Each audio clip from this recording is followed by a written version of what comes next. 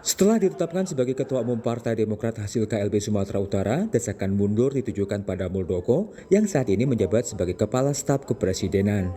Pengamat Ilmu Komunikasi Universitas Indonesia Ade Armando menilai, isu Muldoko dan posisinya sebagai ketum hasil KLB sulit dilepaskan dari persepsi kedekatannya dengan Joko Widodo. Hal ini dianggap bisa merugikan Presiden. Tapi kedua adalah bahwa mengingat dia adalah orang dekat Pak Jokowi dan jangan sampai ada tuduhan macam-macam bahwa sebetulnya KLB kemarin itu atas dasar perintah Pak Jokowi dan membersihkan jadinya reputasi istana dari campur tangan dalam urusan internal Partai Demokrat, maka ya dia harus mundur. Pak Muldokonya menyatakan mundur, jangan sampai misalnya diberhentikan oleh atau diminta mundur oleh Pak Jokowi. Dan saya rasa Pak Muldoko itu cukup besar ya, cukup berbesar hati untuk meninggalkan posisi di KSP. Tak jauh berbeda dengan Ade Armando, Direktur Carta Politika Yunarto Wijaya menilai sepatutnya Muldoko sadar soal pejabat publik sebaiknya tak rangkap jabatan, apalagi di kabinet yang lagi-lagi akan dikaitkan dengan Jokowi. Eloknya malah sebetulnya kan anggota kabinet pun saya selalu mengatakan harusnya tidak boleh menjadi pengurus partai. Apalagi seorang kepala KSP yang menunjukkan wajah kepala pemerintahan atau kepala negara. Ini malah bisa jadi potensi beban buat Jokowi sendiri yang mungkin akan dikait-kaitkan. Seakan-akan ada politik istana yang bermain. Jadi alangkah baiknya diposisikan secara tegas oleh Jokowi entah dengan cara meminta mundur atau kemudian dengan mengganti Muldoko sehingga kemudian bisa fokus. Konflik di Partai Demokrat makin memanas setelah Kongres Luar Biasa Partai Demokrat menetapkan Kepala Kantor Staf Kepresidenan Muldoko sebagai Ketua Umum periode 2021-2025. Terpilihnya Muldoko sebagai Ketua Umum hasil KLB langsung ditanggapi kubu Demokrat yang dipimpin AHY sebagai bentuk penyalahgunaan kekuasaan. Tim Liputan Kompas TV.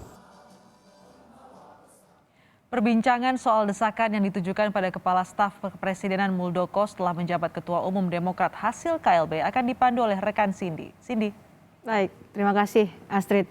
Saudara, desakan pada Muldoko untuk mundur kami bahas dengan dua narasumber yang sudah bergabung melalui sambungan Zoom. Yang pertama kami sudah tergabung dengan Direktur Eksekutif Lingkar Madani, Ray Rangkuti, yang sudah bergabung saat ini. Selamat sore, Bung Ray. Selamat sore.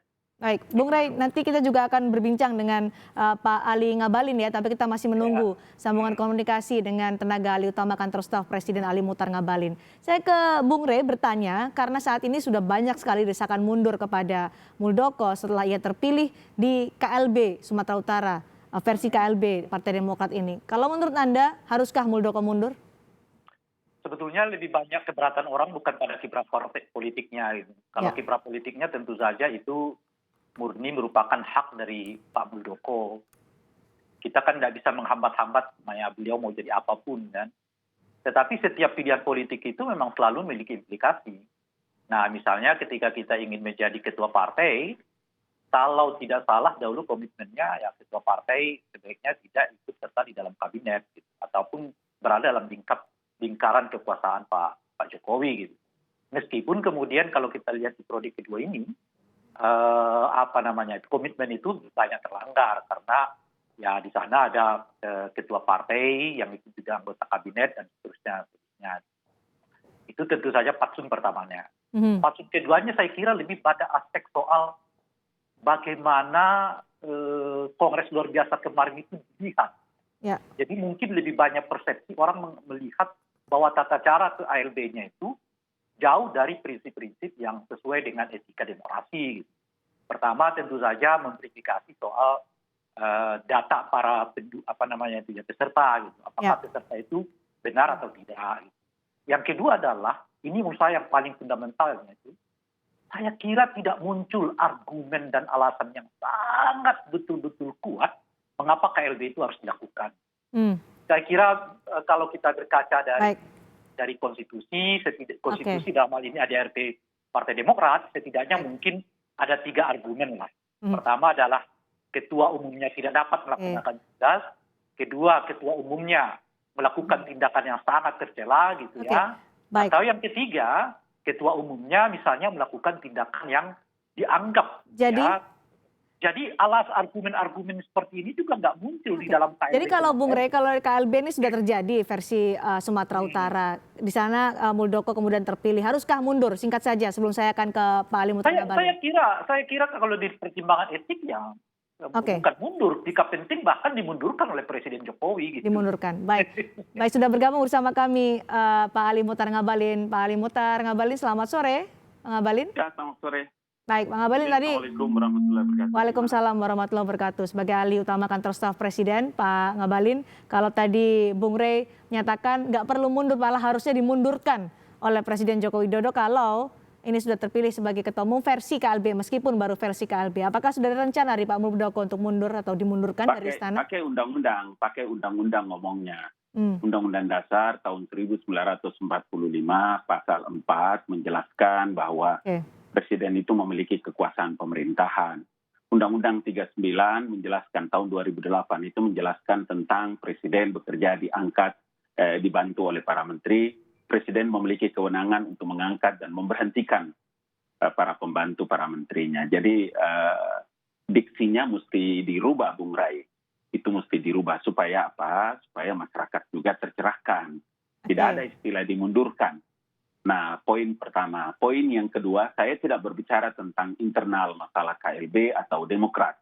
Tapi yang saya mau bicara itu adalah hal-hal yang terkait dengan adanya opini atau berbagai macam sinyalemen yang dialamatkan kepada Presiden. Karena itu saya mau menerima undangan Kompas TV untuk bisa melakukan klarifikasi. Kenapa begitu?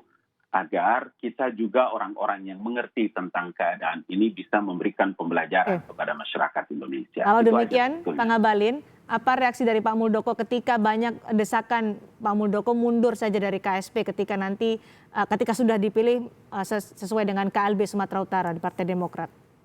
Ya, sebagai pemimpin, sebagai seorang jenderal, sebagai seorang yang memiliki kemampuan leadership yang saya tidak ragukan, ya, lebih kurang 2-3 tahun saya mengikuti kepemimpinan beliau di kantor staf Presiden, tentu beliau punya pertimbangan-pertimbangan tersendiri. Dan keputusan ini adalah keputusan pribadi.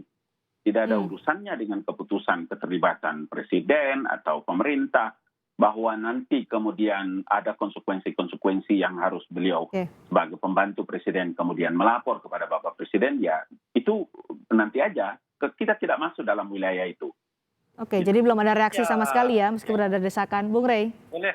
Sebetulnya begini ya, karena kali-kali ya pihak istana mengatakan tindakan yang dilakukan oleh Pak Muldoko ini tidak berkaitan dengan istana gitu.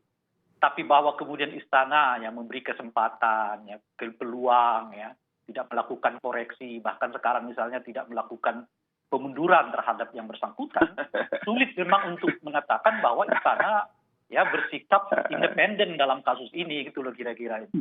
Oleh karena itu ya salah satu untuk pembuktian kepada publik bahwa istana tidak merupakan bagian dari pelaksanaan KLB di Deli Serdang itu, ya harus jelas yang terlihat kepada publik upaya yang selain dari statement. Salah satunya itu tadi misalnya menyatakan untuk sementara Pak Muldoko nonaktif dulu, misalnya begitu ya setidaknya.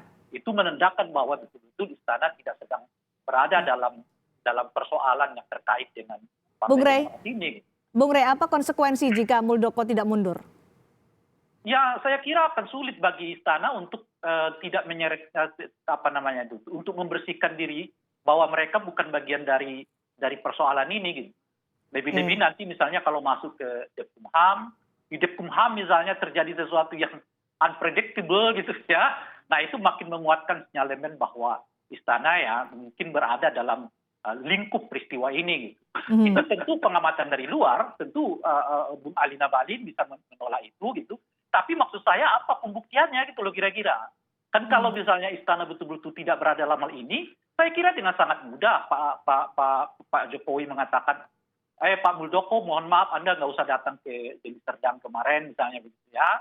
Kalaupun kemudian misalnya Pak Jokowi tidak melarang yang bersangkutan untuk menjadi kandidat ketua umum Partai Demokrat gitu ya. Setidaknya boleh mengatakan jangan ke sana, tugas Anda di sini. Kalaupun mau diterima ya di sini. Itu setidaknya memberikan sinyalemen bahwa Pak Istana tidak berada dalam situasi ini gitu. Tapi kalau semuanya terlihat mulus ya kan, bahkan seperti Pak Muhtar Ngabalin juga memberi angin ya yang pada peristiwa ini gitu ya, tentu bagi publik sulit untuk mengatakan bahwa Pak Jokowi tidak tidak mengetahui, tidak terlibat, berada dalam kondisi yang independen dari peristiwa ini. Baik.